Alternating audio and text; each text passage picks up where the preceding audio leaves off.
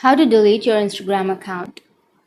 So if you want to delete your Instagram account, then first you just need to open up your Instagram application. Once you open your Instagram, now go for the profile, which is on the bottom right. Go for the upper right, which has that three band icon, and go for account center. Once you're here under the account center, now you need to simply go for personal details. Under personal details, you can go for account ownership and control and go for deactivation or deletion and choose your Instagram account and choose delete account.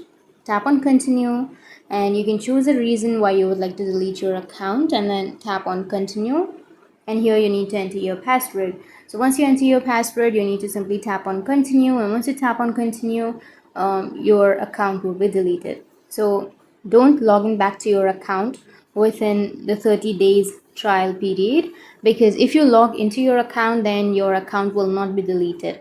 So after deleting your account, just don't log back into your account and your account will be deleted.